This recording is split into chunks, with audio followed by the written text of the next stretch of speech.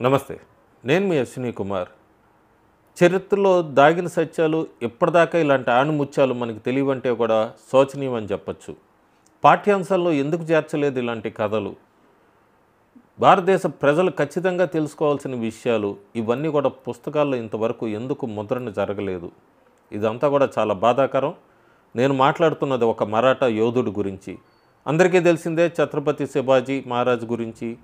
అతను ఎట్లా మొఘల్ సామ్రాజ్యం మీద పోరాడాడు స్వరాజ్య కోసమని. ఆ తర్వాత జరిగిందంతా కూడా పుస్తకాల్లో చాలా తక్కువ, అసలు పాఠ్యాంశాల్లో ఎక్కడా కూడా కనపడదు. మనకి ఎంతసేపటికి ఔరంగజేబు గురించి, అక్బర్ చెట్లు నాటాడనో, బాబర్ అనో, మొఘల్ సామ్రాజ్యం మీద సోషల్ స్టడీస్ బుక్స్ అయితే పేజీలు నిండిపోయి ఉంటాయి. నేను మాట్లాడుతాను ఛత్రపతి శివాజీ పెద్ద కుమారుడు శంభూజీ మహారాజ్. చాబా సినిమా చూశాను, ఆలస్యమైంది, అందరూ చూడమని చెప్తే చూశాను. చాలా అద్భుతంగా ఉంది. సునీల్ ఉతేకర్ దర్శకత్వం, చాలా అద్భుతంగా నటించాడు విక్కీ కౌశల్ కూడా. 1657లో జన్మించిన శంభూజీ మహారాజ్ 24 సంవత్సరాల వయసులోనే 1681లోనే సింహాసనాన్ని అధిష్ఠించాడు తండ్రి మరణానంతరం. 1689 దాకా 8 సంవత్సరాల పైన పరిపాలించాడు. అతను పెద్ద పండితుడు కూడా, సంస్కృతం భాష కూడా బాగా మాట్లాడగలడు. ఆ తర్వాత ఔరంగజేబు ఎప్పటి నుంచో కూడా తన జీవితాశయం కొన్ని సామ్రాజ్యాలను చేజెక్కించుకోవాలని దానికి బాగా అడ్డుకట్ట వేసి నిలబడిన వ్యక్తి శంభూజీ మహారాజ్.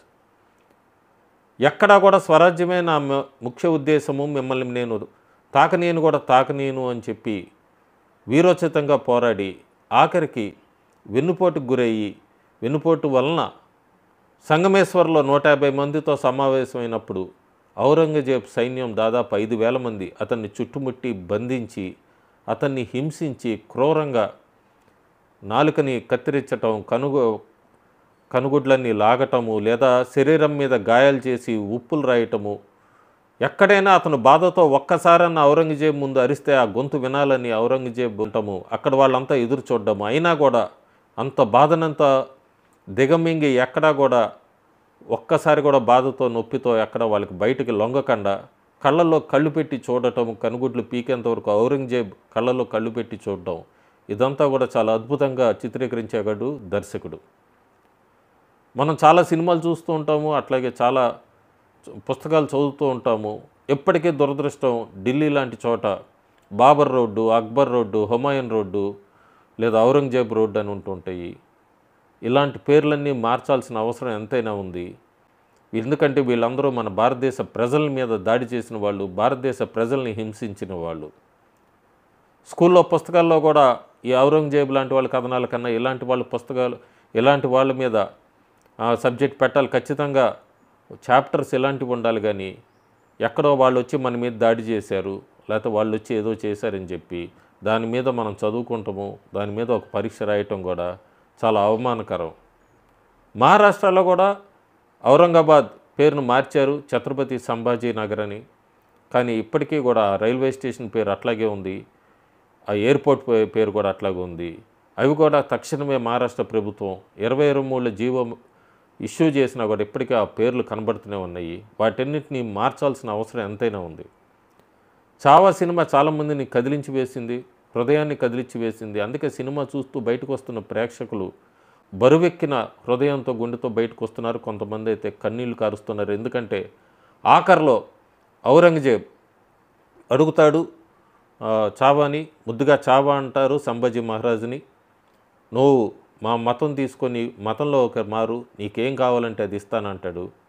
కానీ శంభూజీ, నువ్వు మాలోకలు మతం మారక్కర్లేదు, నీకేం కావాలన్నా చేస్తామంటాడు తప్ప ఎక్కడా లొంగడు. అప్పటికే దర్శకుడు అక్కడ ఒక శంభూజీ మహారాజ్ ఏమన్నాడు అన్నది కూడా అది కట్ చేశారు. నువ్వు నన్ను ఎంత క్రూరంగా హింసించినా సరే నేను ఎక్కడ ఒక మాట కూడా మాట్లాడను, నొప్పి బాధతో నా ప్రజలు కసి తీర్చుకుంటారు నీ మీద అనేది కూడా అంటాడు. ఆఖరి వాక్యం అది. మరి దర్శకుడు అది ఎందుకు మిస్ చేయడో నాకు తెలియలేదు. ప్యూర్గా ఇంగ్లీష్లో అయితే do your worst people will avenge అని ఉంది అందులో. సో అది కూడా దర్శకుడు యాడ్ చేయాల్సిందే, అది మిస్ అయ్యాడు.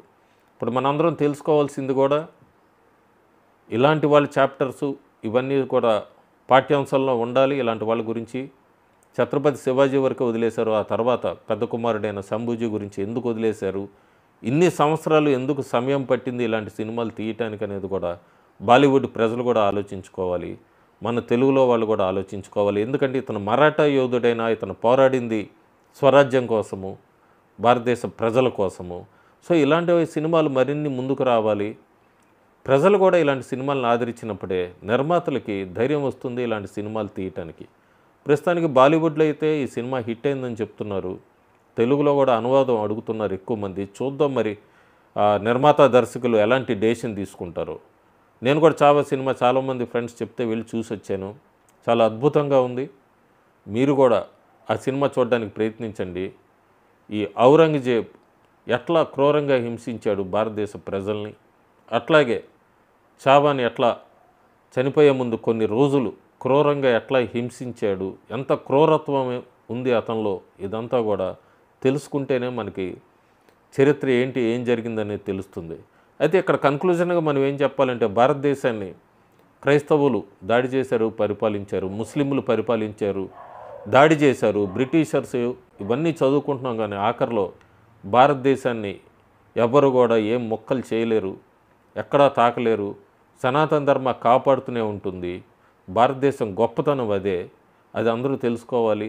ఇప్పటికీ కూడా కొన్ని విదేశీ శక్తులు ప్రయత్నిస్తూనే ఉన్నాయి. కానీ భారతదేశాన్ని విడగొట్టడం అనేది అప్పుడు అయిపోయింది. ఇంకా దాన్ని ఏం చేయలేరు, టచ్ కూడా చేయలేరు అనేది అయితే వాళ్ళు అర్థం చేసుకుంటే చాలా బాగుంటుంది. Thank you.